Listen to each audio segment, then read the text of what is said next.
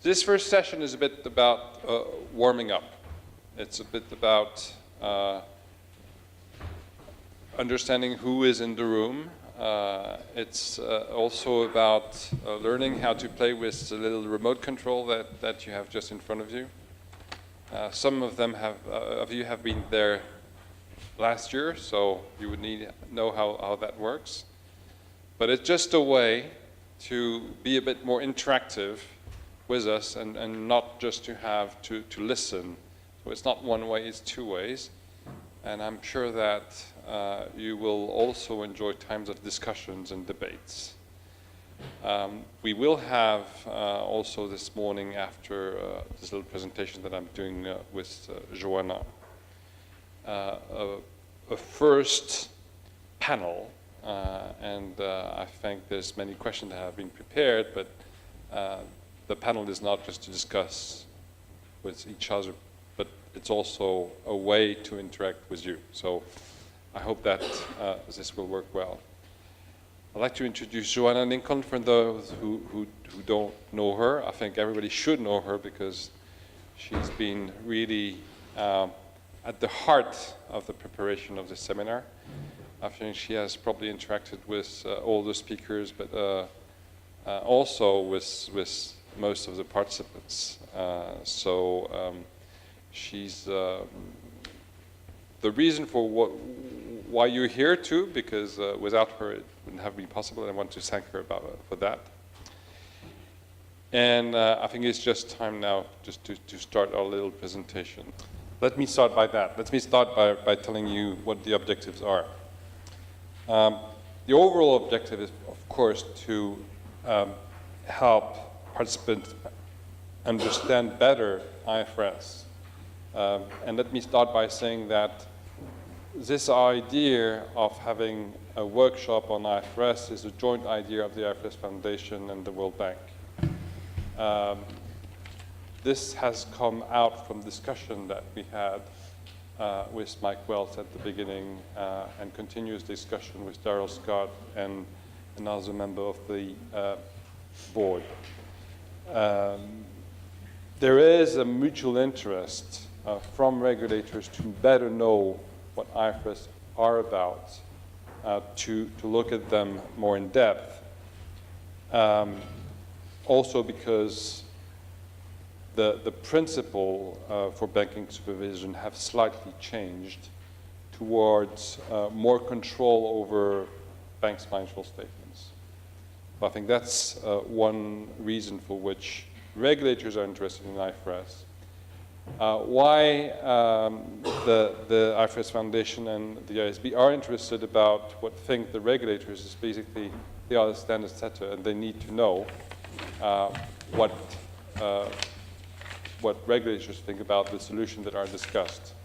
I think that's part of the interest of the ISB and the foundation to be there today. The second thing is, and I think it's related with what I mentioned before, it's trying to provide you with tools to enhance your supervision.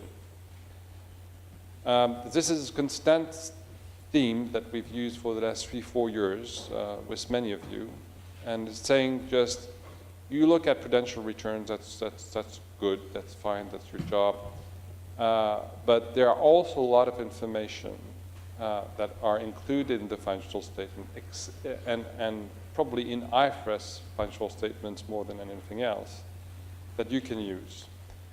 You can use them as primary information, but you can use them to compare with other regulatory returns. And that's what we're going to talk to you about today and in the coming days too.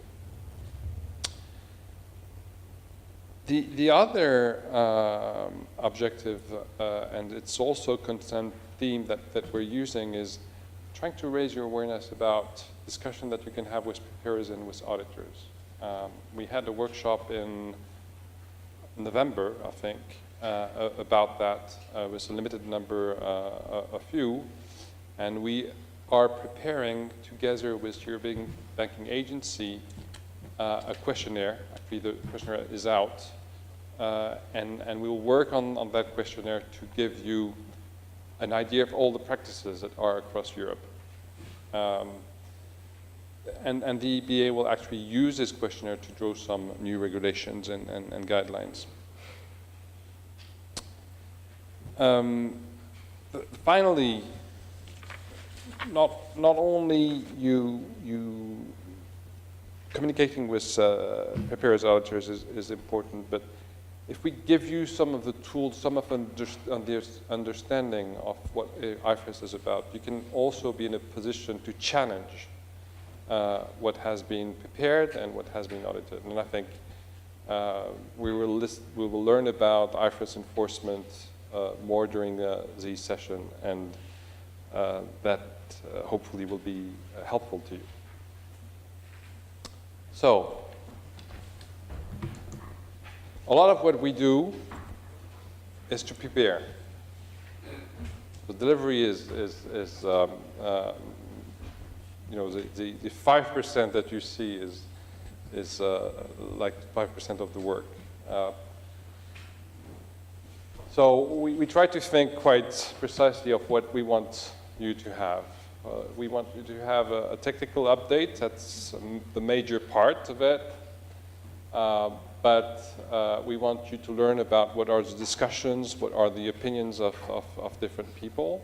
And that's why we'll have some panel discussions of people that have a different background.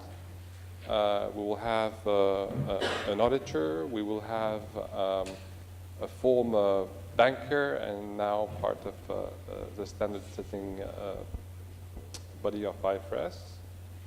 We have also a supervisor to discuss issues about prudential supervision and IFRS.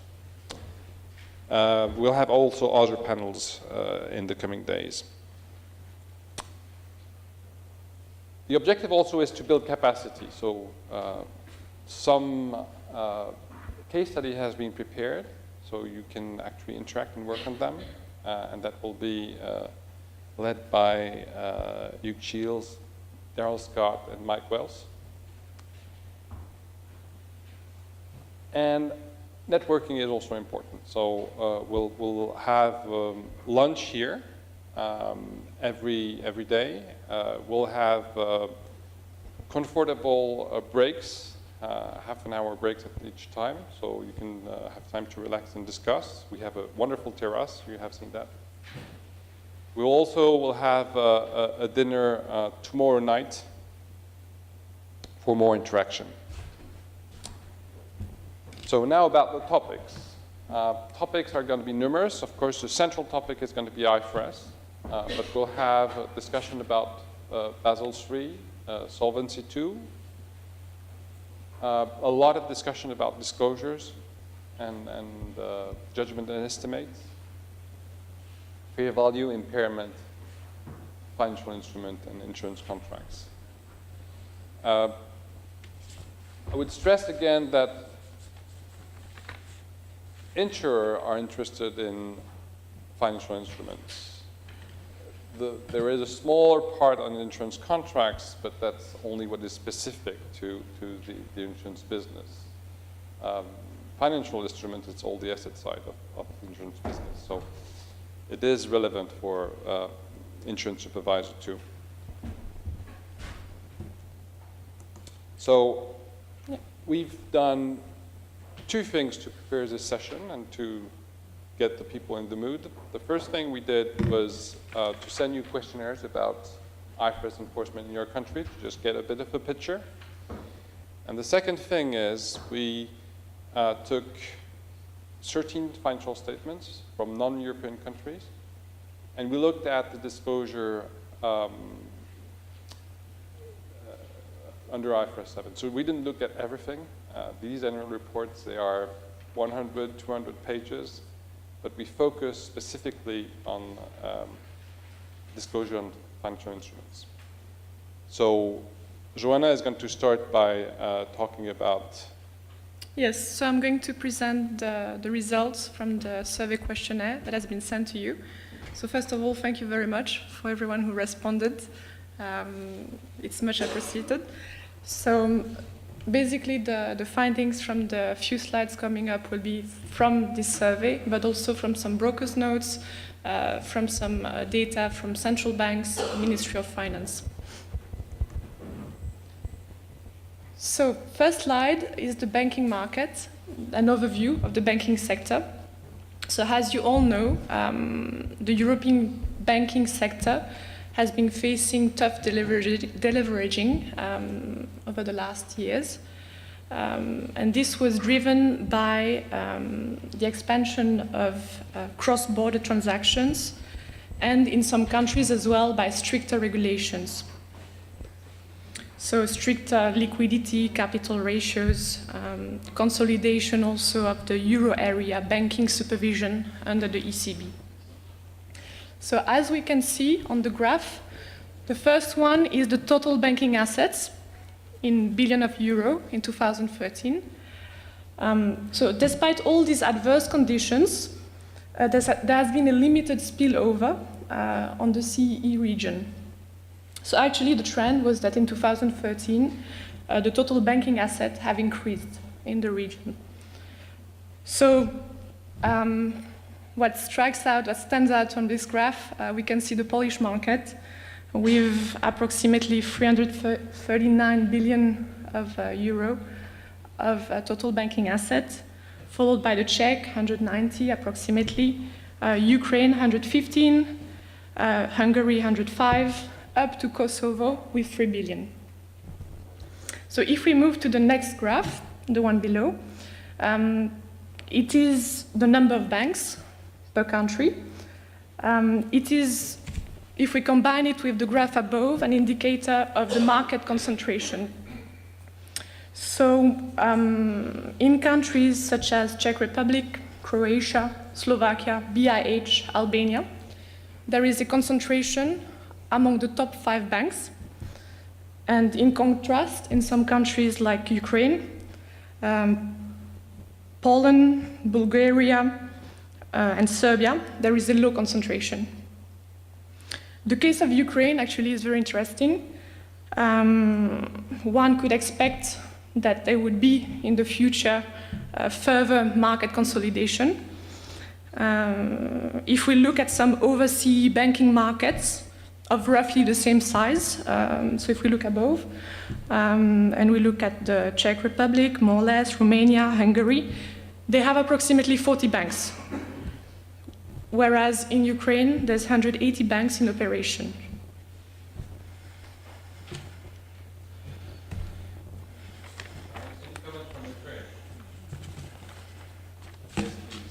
Should we bring on? I found it actually quite interesting that with so many banks. I was wondering whether there was a lot of branches or... Well, in fact, in Ukraine we have a difficult situation with banking sector. Despite I'm representing securities market regulator, still information about banks in Ukraine is the following. From, I think, last 3 or 4 months, in Ukraine we have a few decisions by Central Bank of Ukraine, who started the procedure of acquisitions between banks, and they start revoking a license from small banks and banks which don't comply with some standards and don't comply with normatives for money, for capital, and etc. Thank you. So further concentration. So if we move to the next slide, an overview of the banking sector ownership structure. The first graph is the market share of state-owned banks as a percentage of total assets as of 2013. Again, here, 2 facts that stands out is that there is a large market share of state-owned banks in Belarus and Slovenia with about 60%. Interestingly, the trend observed in the region was an increase of the average market share of state-owned banks, which has been the case for Poland, Hungary, Slovenia. And the potential reason for that is that it has been crisis-driven, but it also has been caused by tough reforms. The graph below is the market share of foreign-owned banks as a percentage of total assets. The market is clearly dominated in the CEE by foreign-owned banks. Most of the countries have 70% or more of foreign-owned banks in their respective markets. In this respect, there's no clear-cut trend that has been observed. Countries such as Romania, Serbia have had an increase over the last 2 years. And on the contrary, in Ukraine, as we mentioned, there's been a decrease with withdrawal also of Western European banks.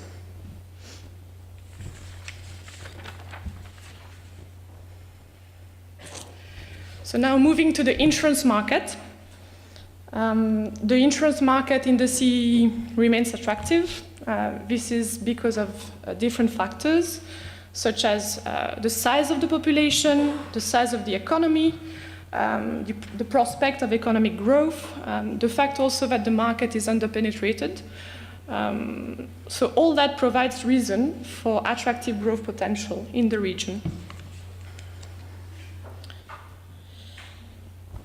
So this slide shows the gross written premium of the insurance sector in the region. Poland is the largest market in the CEE in terms of gross written premium. Poland is 2 times almost larger than the Czech Republic, which is the second, which is also 2 times larger than the third, which is Hungary. So Czech Republic is the most mature market measured in terms of insurance premium. It's also the most concentrated insurance market. Romania is currently a very challenging insurance market due to fierce competition linked to pricing.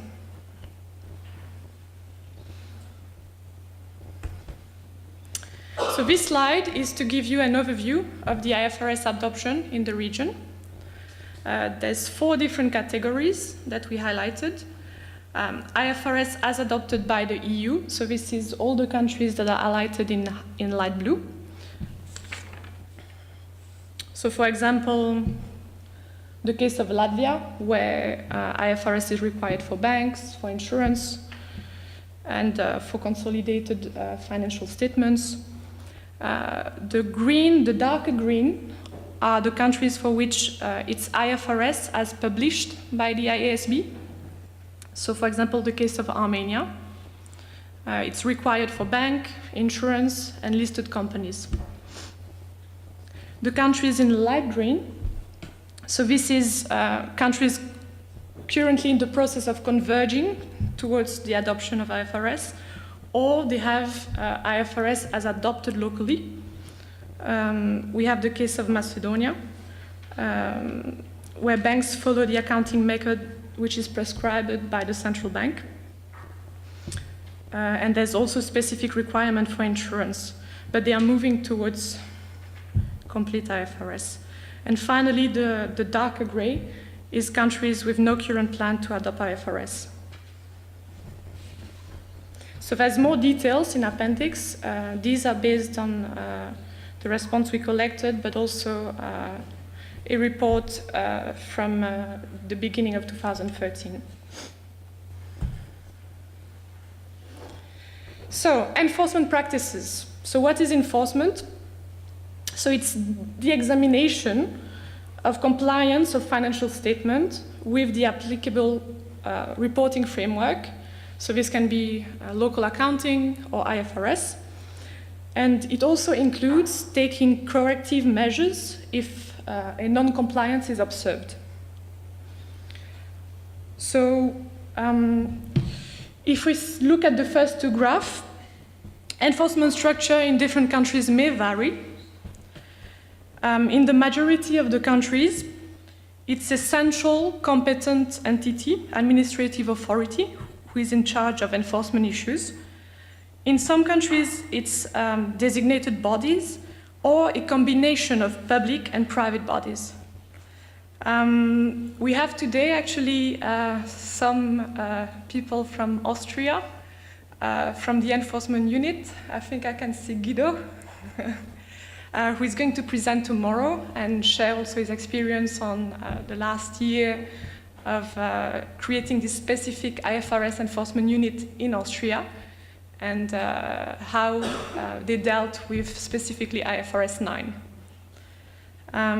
In Croatia, this institution, for example, is the HANFA. I hope I don't mispronounce the name.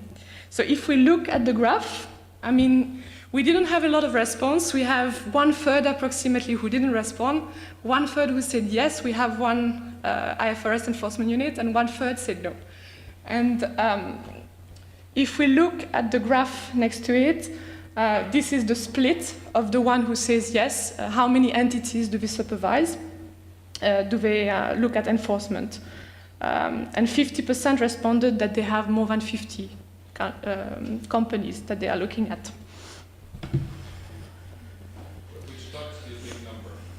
Which is a big number, yes. So, despite the difference of structure, the objective is the same. It's a common objective of promoting market transparency, market confidence, protect investors, and also having effective and consistent application of financial reporting framework.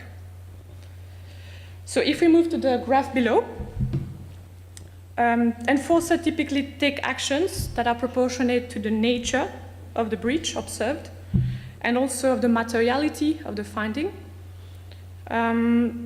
Here we can see that there's a lot of very punitive technique. There's a range of corrective actions which depends on each national laws. 80% responded that in the case of non-compliance with accounting standards, there's fines.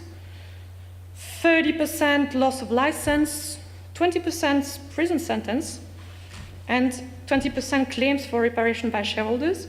And another important number is 30% who say that they are involved in the publication of corrective notes, that the company has to make corrective actions or has to change the next financial statement published. Yeah, again, this is about the regulatory framework. So we shouldn't read this slide as 20% of the people that are supervised by people in that room are go to prison, right? So it's just, there is up to prison sentences, but how all these things are applied is a different thing. Up. Measuring the number of countries that have specific disposition to enforce. It's not effective enforcement actions. So if we move to the next slide, the role of IFRS enforcers in your country. The first two columns in blue are what we call technical enforcement work. The first one is measures to correct and or publish errors, which is 43%. This number is, for us, strikingly a bit low. We would expect to see this as the highest, one of the highest category, which is because it's what we expect the role of enforcer to be. The next one, pre-clearance activities, 10% is about what we would expect. Pre-clearance is the scenario where an issuer may approach the local enforcer in advance of finalizing their financial statement, and they seek for some advice, decision on whether or not an accounting treatment that they are going to do is compliant. So it's a check prior to publishing the financial statement. So this is something which is complex, which requires a lot of capacity and we understand that this is something that doesn't happen so often. If we move to the orange bar, these are more linked to regulatory dialogue. We can see that the majority conduct dialogues on a national level with national counterparts such as auditors, industry, governments, and ministries. And then about 30% have dialogues with the IASB and 30% with other organizations such as the Basel Committee on Banking Supervision, IOPA, ESMA, IOSCO, EBA. And finally, 5% mentioned that they also provide training. And if I remember well, I think Montenegro mentioned training. So the graph below, which are the challenges faced by IFRS accounting enforcers, about 80% say that the main challenge is the complexity of IFRS. The second category is adequate staffing, about 70%, which can be linked to the training category, which is about 50%, can be also linked to the financial resource, about 50%.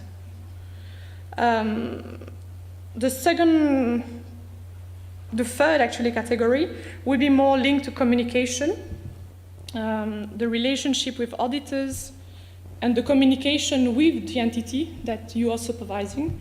And this is about 20%. So typically, enforcers encounter several issues related to financial statement presentations, disclosures, that are often boilerplate and not entity specific. And I think this would lead to Pascal presentations, which is the analysis of 13 banks in the region of the disclosures. Thank you, Johanna. I think the fact that we can see that the complexity of IFRS is part of the challenges of supervisors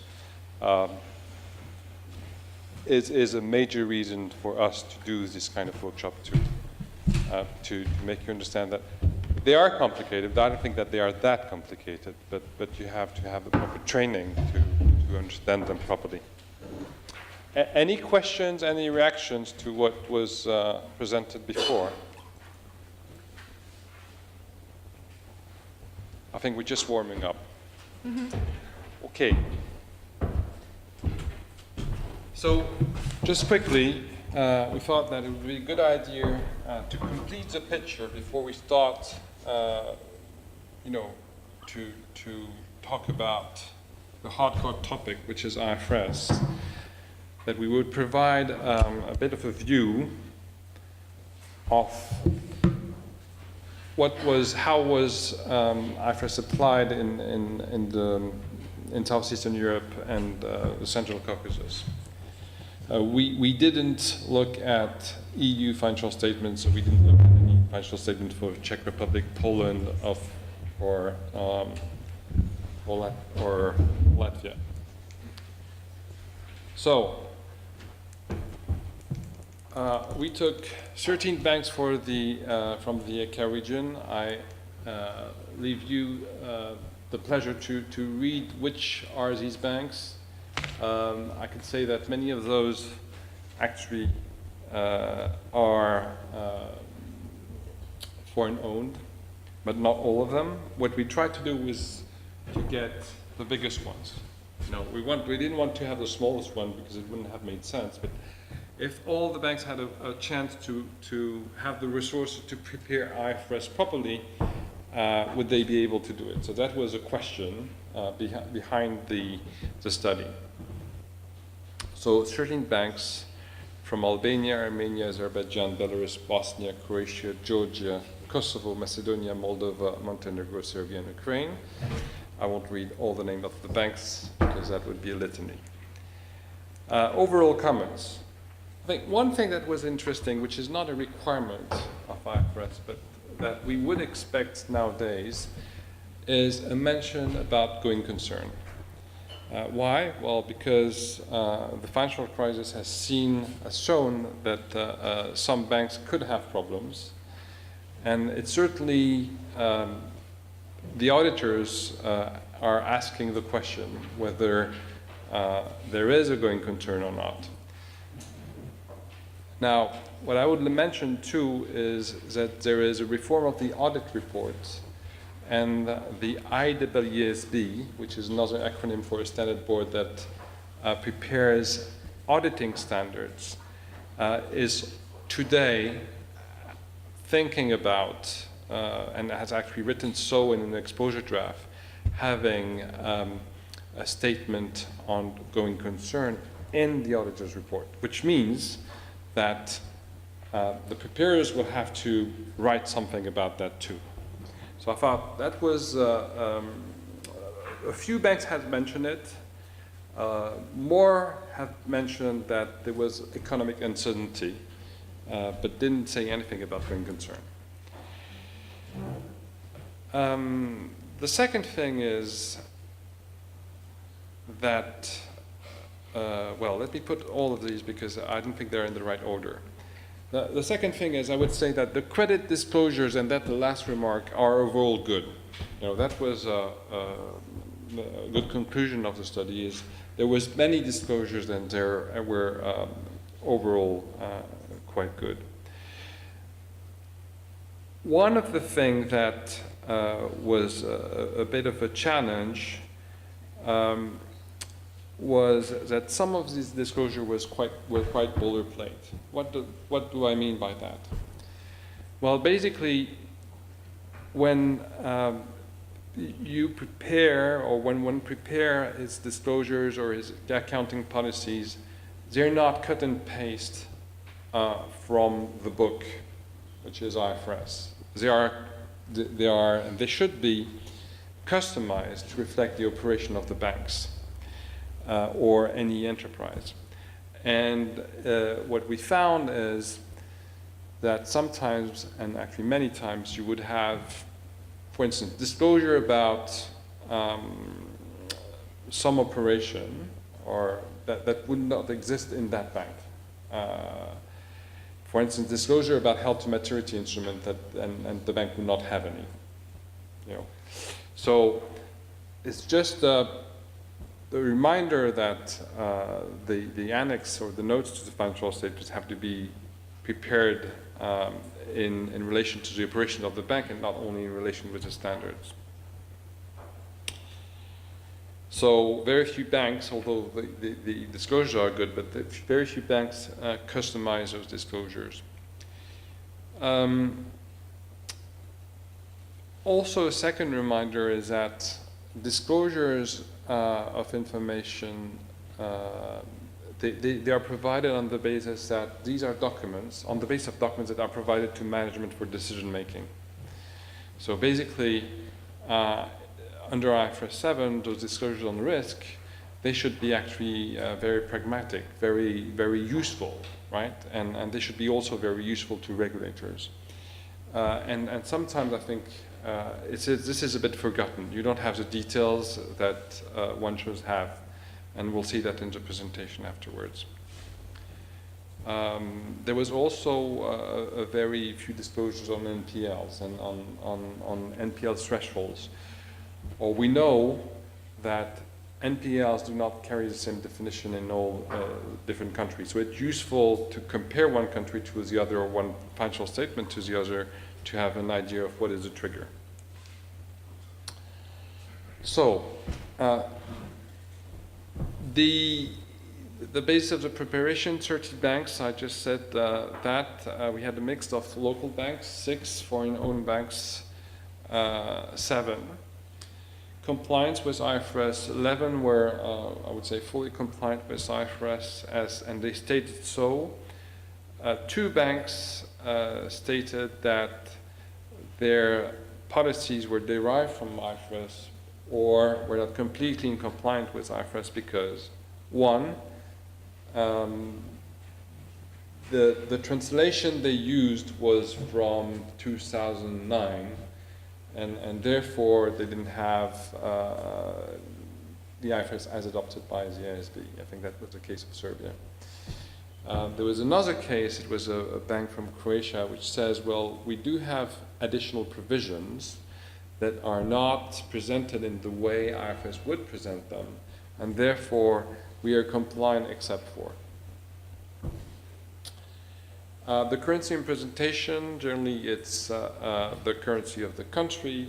There was one exception from an Albanian bank, I think, and it stated that the functional currency was the lek, but they presented their financial statement in US dollars because the initial investment was made in US dollars and the investors wanted to have a report in the US dollars. Audit opinion, all the banks were audited by the Big Four plus. When I say plus, it's because one was audited by Grant Thornton, which is part of also the international networks. There was all and qualified opinion, and there was one emphasis of matter or something. I didn't remember exactly what it was. What kind of range of instrument that these banks have? Well, they had the few things that I would point out is one, contrary to what a lot of people think, there are some derivatives. They're not very complex derivatives, but there are some derivatives. There are some swaps.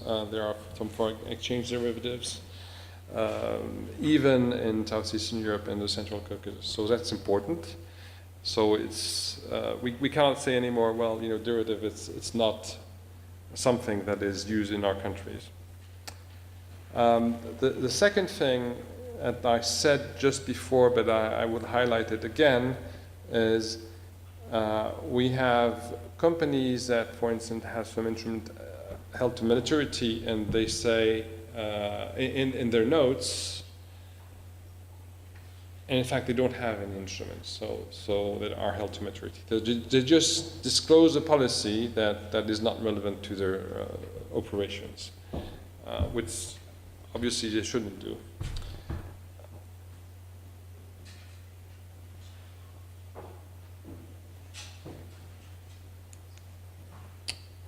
Okay, credit risk. I think it was interesting to see that all banks disclosed, in general terms, the credit risk. So that was, in general, pretty good. I would say good information in terms of limits, exposure maximum, collateral, type and value, concentration, both by sector and by geographic location. Quite some details about the different categories of loans impaired or not, and NPLs, whether they would be individually impaired or not. And also some disclosure about renegotiated loans. So there was also a lot of good qualitative disclosures. That was pretty good. Liquidity risk, there was quite a bit of information. I think all banks had some information about liquidity. What we found interesting was that they were not giving always the requirement of the regulator. So they were giving some numbers, but they didn't express how or explain how the regulators was actually requesting information, or what the information was requested by the regulator on liquidity. So it was mentioned only 4 times under 13. I thought that was quite interesting.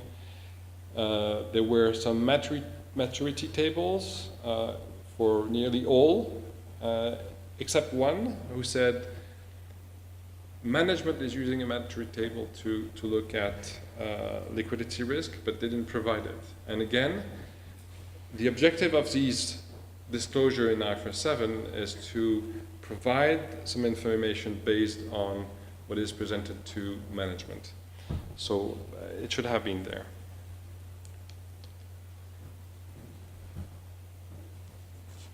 market risk. So we have information on tables by currency for most of the banks, including a sensitivity analysis. You would know that under this we would have all currencies except the instruments that are under the functional currency. And we do have tables on effective yields and repricing tables.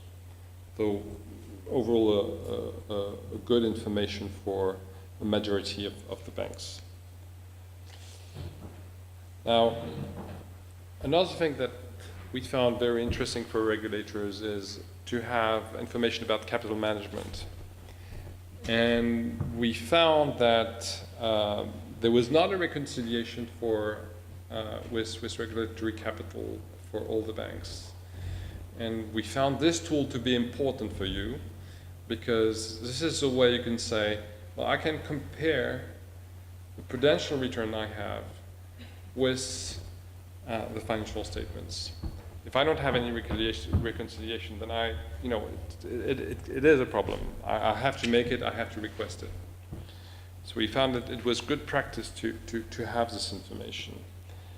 I don't think that the reconciliation is required by IFRS 7, even though there is a need for providing some explanation about externally imposed requirement, which includes the requirement of the regulator.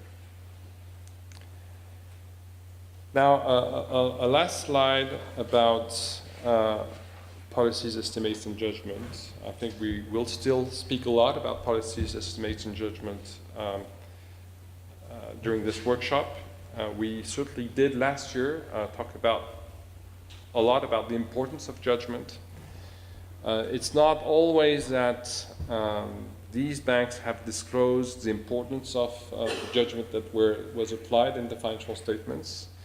It was mostly the case for fair value determination and impairment allowance. So it's an information that should be there. It's obviously management has to make some estimates and some judgment calls for when they determining some provision, and I have to tell the users of financial statements how they did that. So that was another important feature. We just gave this example about one of the banks who did quite a good job in providing information about the reconciliation between capital and regulatory capital. We will actually provide you slides with this one, and what they have disclosed is actually quite good. So I think is this it for the introduction? Yes, this is it for the introduction. Thank you very much.